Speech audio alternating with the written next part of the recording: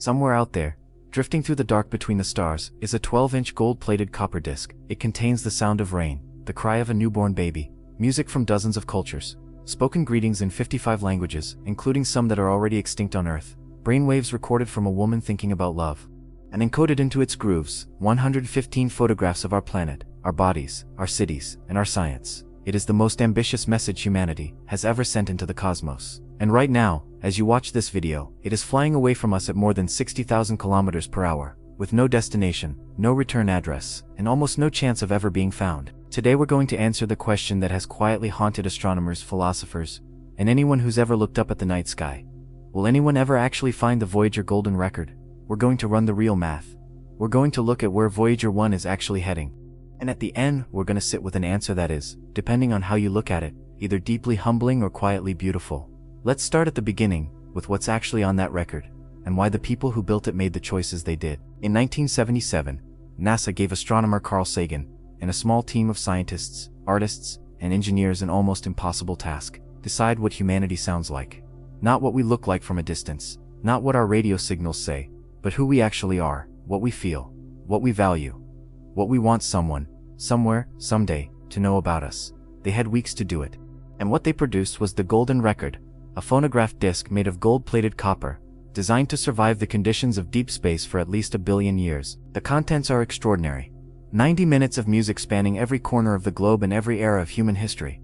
Bach, Beethoven, Mozart, but also Senegalese percussion, Aboriginal Australian songs, Azerbaijani folk music, and Chuck Berry's Johnny B.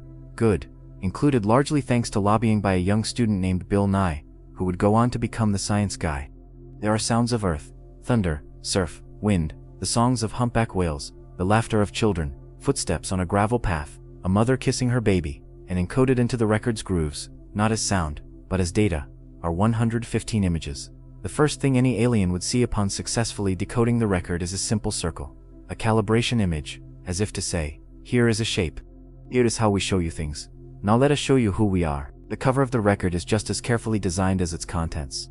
Etched into the aluminum jacket are instructions for playing it, including a diagram of a hydrogen atom, the most common element in the universe, used as a universal unit of measurement.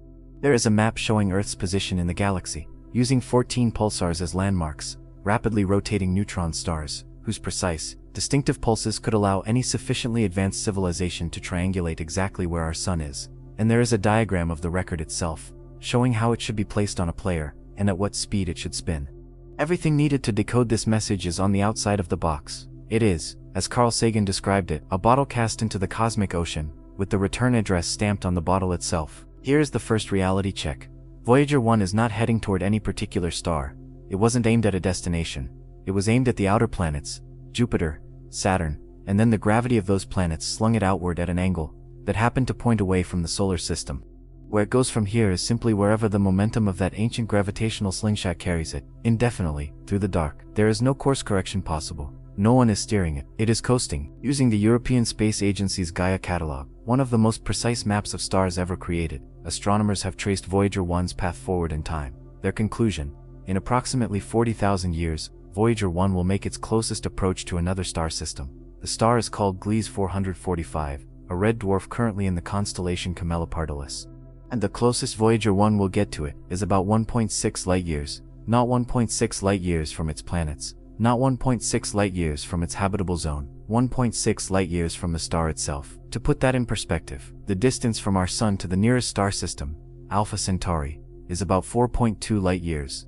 Voyager 1's closest approach to Gliese 445 will still leave it nearly half that distance away from that star, passing by in the dark like a ship in the night, with no port to pull into. Voyager 2, on its separate trajectory, will pass within 1.7 light-years of a star called Ross 248 in roughly the same time frame. Again, not close enough to enter any star system, not close enough to be captured by any planet's gravity. Just a distant flyby, in the void, of stars that may or may not have planets, may or may not have life, and may or may not be capable of detecting a craft the size of a small car drifting silently through space billions of kilometers away. And after those encounters, the Voyagers continue drifting. In about 300,000 years, Voyager 2 will come relatively close, within about 4 light-years, of Sirius, the brightest star in Earth's night sky. In about 4 billion years, the Voyagers will complete one full orbit of the Milky Way galaxy. They will keep moving, essentially, until the universe itself changes beyond recognition. Now let's do the math that nobody really wants to do. The math that tells us what the honest probability of the golden record being found actually is. The Milky Way galaxy contains somewhere between 200 and 400 billion stars, spread across a disk roughly 100,000 light-years in diameter, and about 1,000 light-years thick.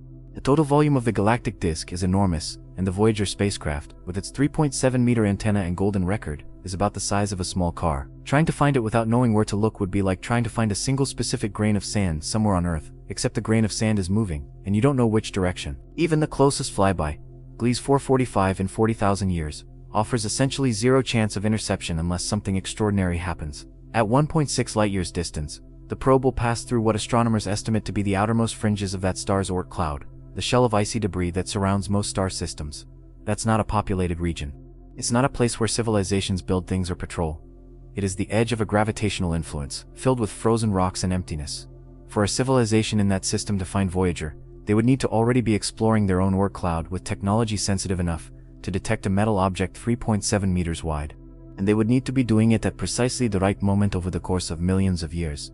The odds of this happening by chance are, as one science writer put it, functionally zero. Space isn't just big, it's almost entirely empty in a way that defies intuition. The volume of interstellar space between star systems is so vast that even if you scattered 1 trillion spacecraft across the galaxy, the probability of any one of them being within detection range of an alien civilization at any given moment would still be extraordinarily small. The golden record was never really designed with realistic odds of discovery in mind. Carl Sagan knew the numbers. Frank Drake, the astronomer who literally invented the equation for calculating the probability of contact with alien civilizations, knew the numbers. They built it anyway, and why they did so is, perhaps, the most important part of this story. Frank Drake, the same scientist who designed the technical encoding of the golden record, is the creator of the Drake equation, arguably the most famous equation in the search for extraterrestrial intelligence. It's a formula that tries to estimate how many detectable civilizations might exist in our galaxy right now. It multiplies together a series of probabilities: the rate of star formation, the fraction of stars with planets, the fraction of those planets that could support life, the fraction where life actually develops, the fraction where intelligent life emerges, and finally how long such civilizations survive and transmit signals. Depending on how optimistic or pessimistic you are about each factor, the result ranges from one, just us, to millions of civilizations spread across the Milky Way. Here's the sobering truth about the Drake equation. We genuinely don't know the answer to most of its terms. We now know, thanks to the Kepler Space Telescope, that roughly 1 in 5 stars has a planet in its habitable zone. That's hundreds of billions of potentially life-friendly worlds in our galaxy alone. But how many of those worlds actually develop life? We have exactly one data point: Earth.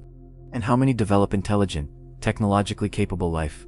Again, one data point. The equation gives us a framework, as SETI scientist Jill Tarter once put it, for organizing our ignorance, not for resolving it. The range of possible values for the number of communicating civilizations in our galaxy runs from less than 1, meaning we are likely alone, to tens of millions. We cannot currently distinguish between those possibilities, and this is what makes the golden record such a profound object. If the pessimistic end of the Drake equation is correct, if we are genuinely alone in the Milky Way, then the record will drift forever in the dark, never found, never heard, until the slow erosion of interstellar dust and the eventual death of all stars returns it to nothing.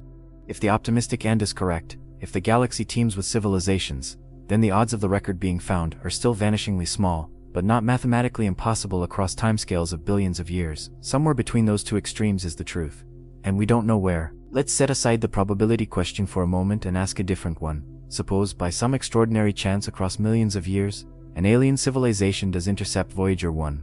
Could they actually decode the golden record? The engineers who built it thought carefully about this. The record's cover contains no written language, because there is no guarantee aliens would share any of our symbolic systems. Instead, it communicates in what the team believed were near universal languages: mathematics, physics, and geometry. The diagram of a hydrogen atom defines units of time, length, and mass. The pulsar map uses specific, measurable astronomical phenomena. The binary number system is encoded in the simplest possible terms, dots that can be counted in any number system. Don Lomberg, the record's design director, described the guiding principle this way: the sequence of images should be a coherent story, not a grab bag of unrelated things. The images begin with simple mathematics and geometry, built through chemistry and biology, and eventually arrive at photographs of human faces, human hands, human cities, human celebrations. It is a curriculum designed for a student who knows nothing, not even what a photograph is, and needs to be taught from the very beginning how to see. Whether it would actually work for a truly alien intelligence is impossible to know, but the effort itself is remarkable. It represents humanity's best attempt to imagine a mind utterly unlike our own, and to build a bridge toward it using only the universal language of science. There is one element of the record that needs no decoding at all. Among the sounds encoded in its grooves is 90 minutes of music, and whatever else divides us from a hypothetical alien civilization, whatever gap of biology, evolution, or cognition, music is the one thing the Golden Record's creators hoped might transcend explanation. Carl Sagan wrote that previous messages had conveyed what humans perceive and how we think. But there is more to human beings than perceiving and thinking. We are feeling creatures. Music, he believed, was the closest thing humanity had to a universal emotional language. Whether that instinct was right, whether something that moves us would move a being shaped by millions of years of entirely different evolutionary pressures, is one of the great unanswerable questions of the cosmos. So, will aliens actually find the Golden Record? Honestly? Almost certainly not. The probability is, by any reasonable mathematical accounting, vanishingly close to zero. The universe is too big. Voyager moves too slowly. Its path passes too far from any star system. The timescales involved are longer than the current age of human civilization by factors of thousands.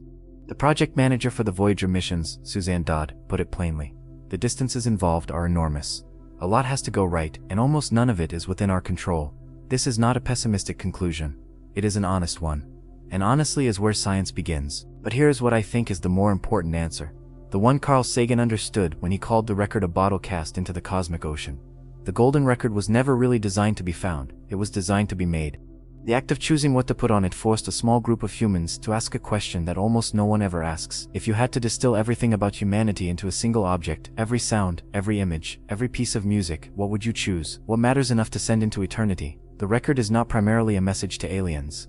It is a mirror that humanity held up to itself in 1977 and asked, who are we? And whatever being might someday stumble across it, alien, future human, or no one at all, the asking of that question says something about us that no answer ever could. If this episode made you think about what you'd put on a Golden Record, I'd genuinely love to know. Leave it in the comments.